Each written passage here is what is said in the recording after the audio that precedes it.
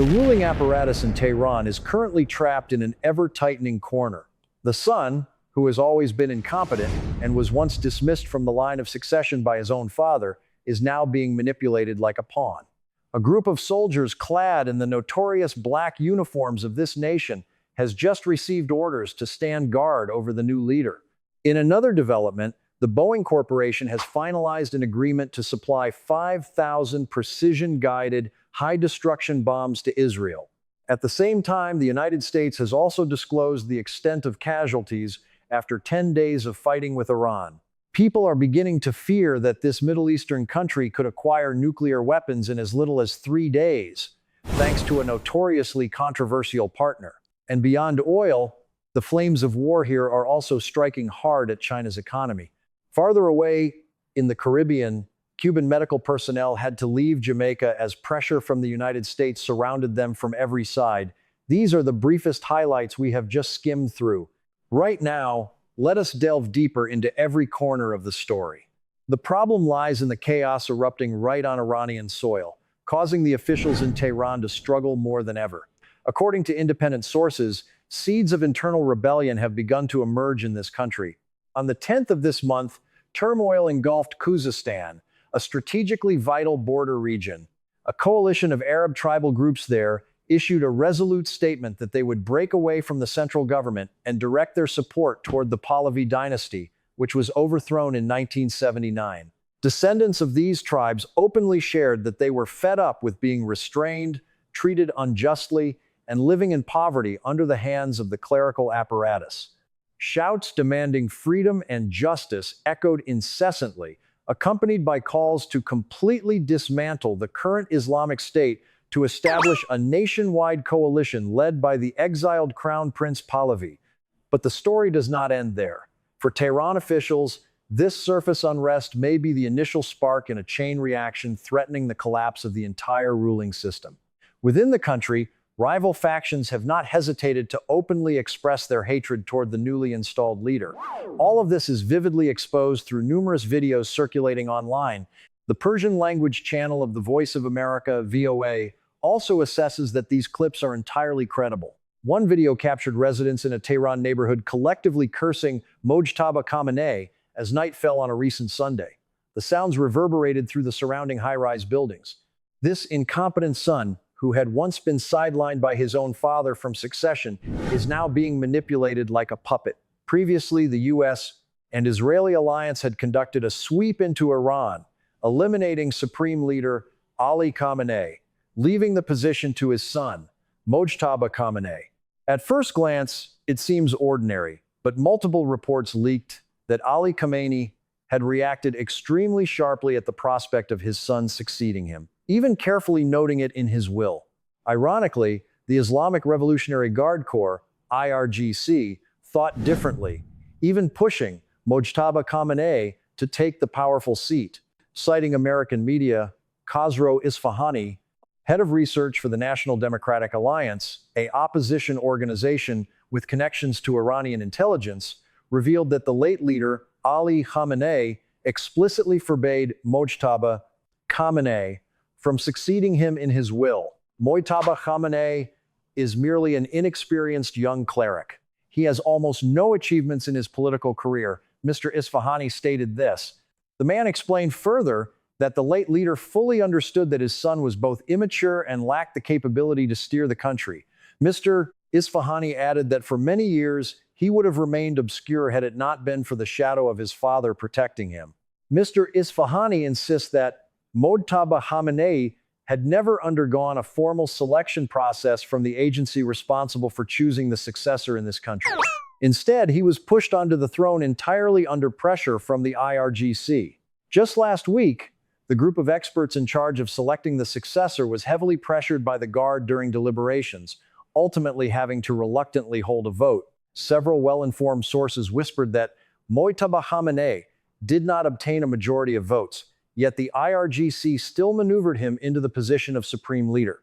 This method reportedly angered many figures within the clerical establishment, to the point that they even turned away from the final results briefing. Mr. Isfahani recounted that the council, nominally tasked with finding a replacement for Ali Khamenei, was not at all keen on removing Mojtaba Khamenei from consideration. Countless people were displeased with him, but due to the IRGC's intense pressure, he was still announced as the successor. His mother, wife, and son had all perished in the Israeli strike. He himself was injured amid the chaos. The New York Times recently cited officials from both Israel and Iran, revealing that Mojtaba Khamenei was wounded in the leg on the first day when U.S. and Israeli bombs were dropped.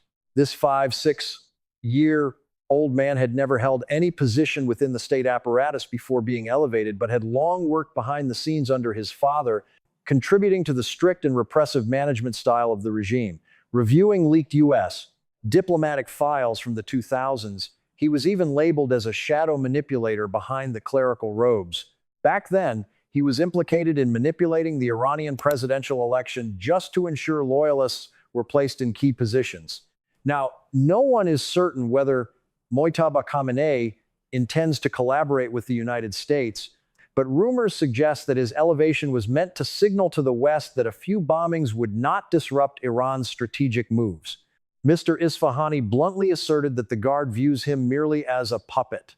Like a blank sheet of paper, anyone can paint whatever they wish. Thus, the group of notorious black-clad soldiers of this nation was assigned to guard Mojtaba Khamenei, since Supreme Leader Ali Khamenei was killed in the U.S. An Israeli bombing in Tehran on the 28th, the elite anti-terror unit NOPO immediately deployed to protect the successor, Mojtaba Khamenei. On the 8th, the clerics formally elected Mojtaba Khamenei as the highest authority of the third generation of the Islamic Republic. This leadership transition occurred amid drawn swords, and rumors circulated that he was hit on the battlefield, though no confirmation has emerged. NOPO currently commands 6 brigades, mostly stationed in Tehran, feared for their superior weaponry and loyalty exclusively to the Supreme Leader, independent from the Revolutionary Guards. Not only focused on protecting the top leader, these troops were previously deployed to quell street protests and internal disruptions. Recently, hundreds of NOPO soldiers formed barricades around political detention centers, notably Evin and Gezel Hesar prisons, to prevent prisoners from rioting amid ongoing clashes. In 2021, U.S. financial authorities had imposed sanctions on NOPO due to involvement in severe human rights abuses in Iran. In another development, Boeing finalized a deal to sell 5,000 precision-guided bombs worth $289 million to Israel. Boeing also signed a new debt agreement of $289 million with Israel, promising delivery of 5,000 smart bombs from aircraft. Turning back to the conflict, a well-informed source revealed to Reuters last Tuesday that this new arms deal is not directly related to the bombings currently being conducted by the U.S. and Israel in Iran, and is reportedly scheduled for delivery in 3 years. Bloomberg News previously reported that the SDB small-diameter bombs from this deal are self-guiding and can be dropped by Israeli jets to strike targets over 64 kilometers away. Last year, Boeing secured $8.6 billion from the Pentagon to produce and deliver F-15 aircraft to Israel, completing part of the cross-border military equipment trade between the two nations. Historically, the United States has always been the largest arms supplier, supporting its close ally in the Middle East.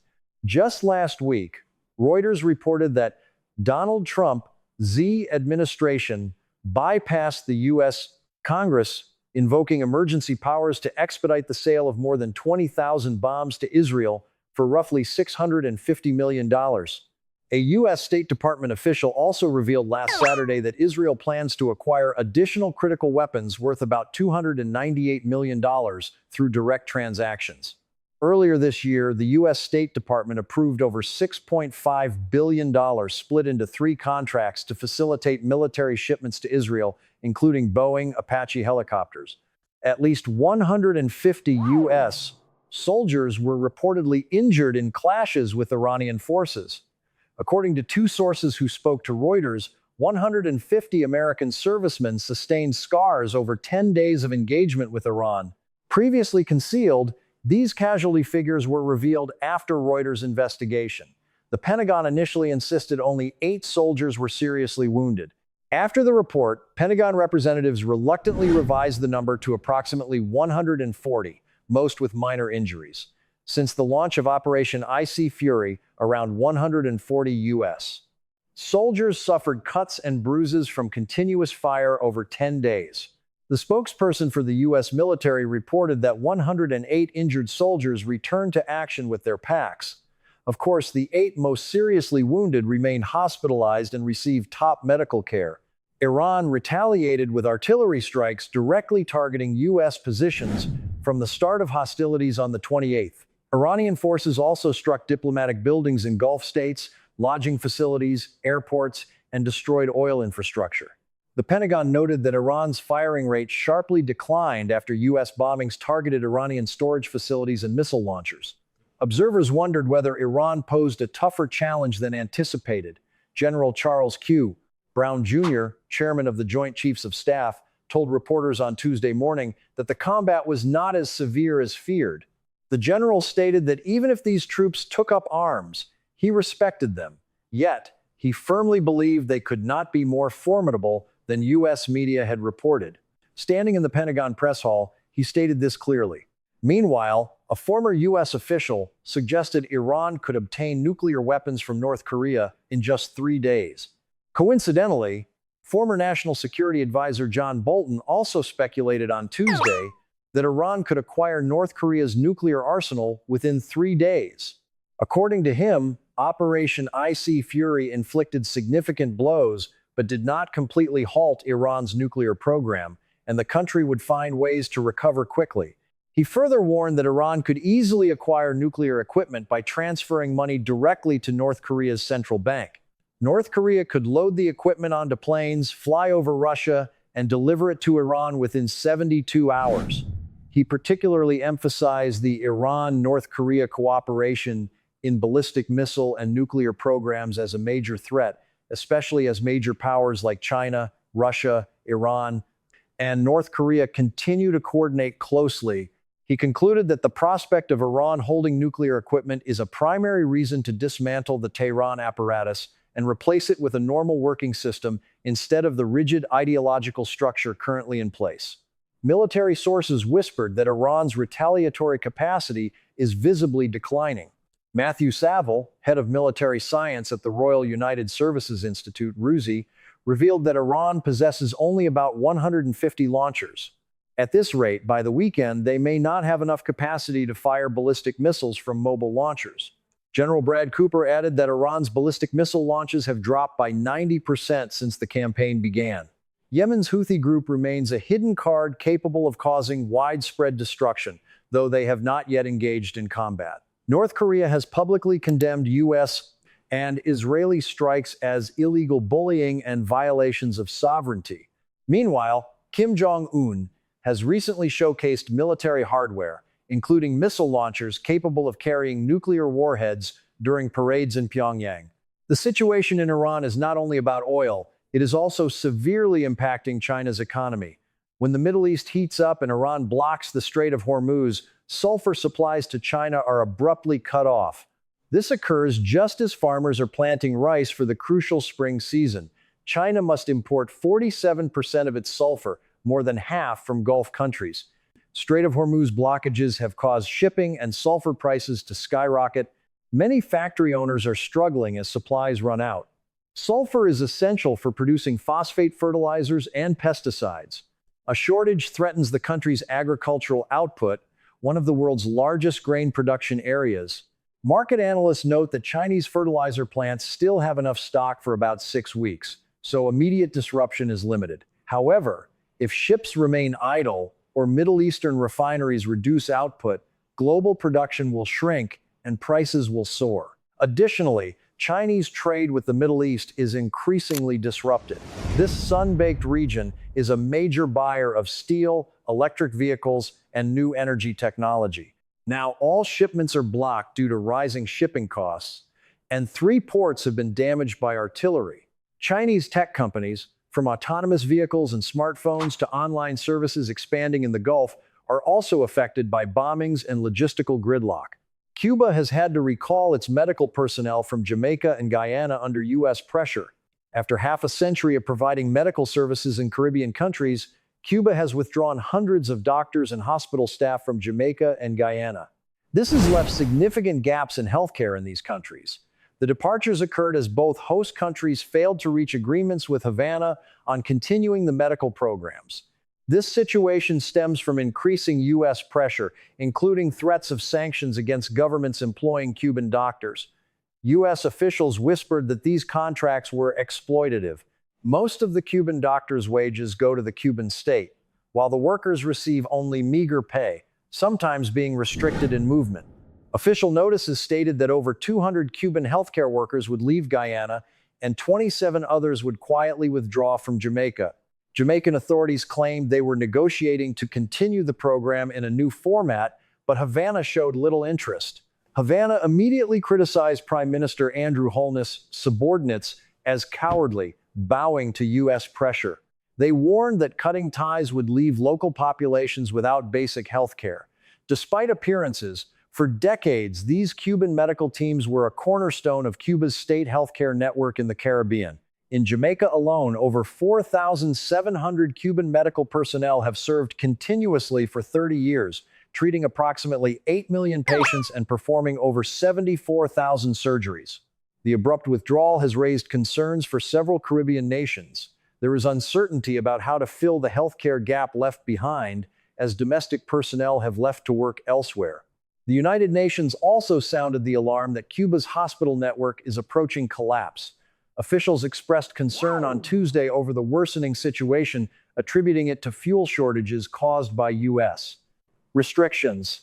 Stéphane Dujarric, UN spokesperson, stated that the UN remains deeply concerned about the deteriorating situation, as Cuba cannot import sufficient fuel, triggering a major energy collapse.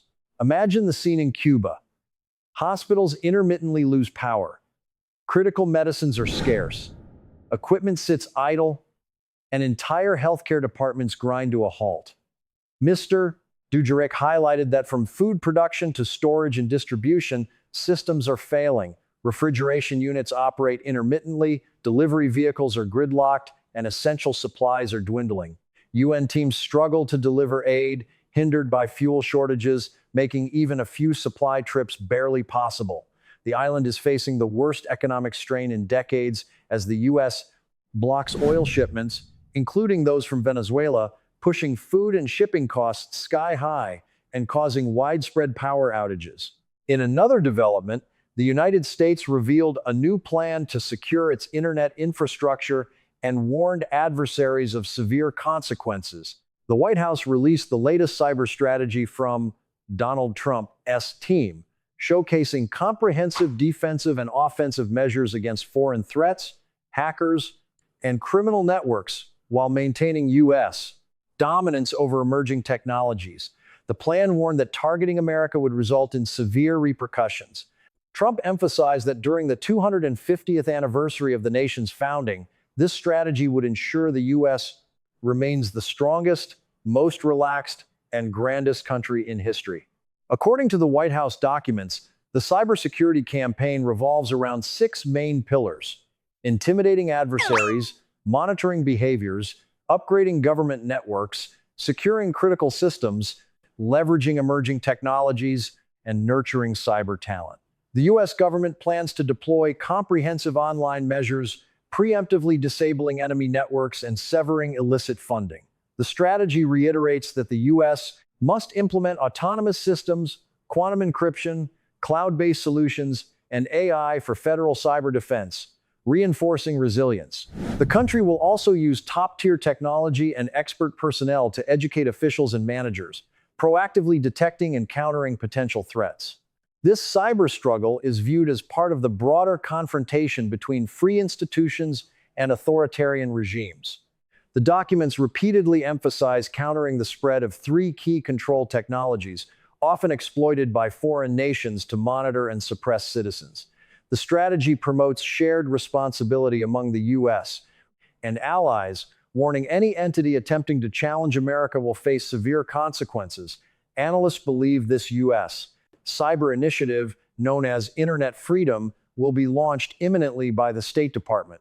Its rollout over the coming weeks aims to support citizens in countries with strict internet controls like China and Iran, restoring free access. The White House has directed U.S. supply lines to avoid foreign interference, prioritize American-made technology, and block covert cyber threats. Concurrently, Washington promises to strengthen state and regional cyber agencies, developing leaders capable of implementing innovative protection measures. This concludes our evening report. We sincerely appreciate your time spent with us, and if you wish to discuss further, please leave a few comments.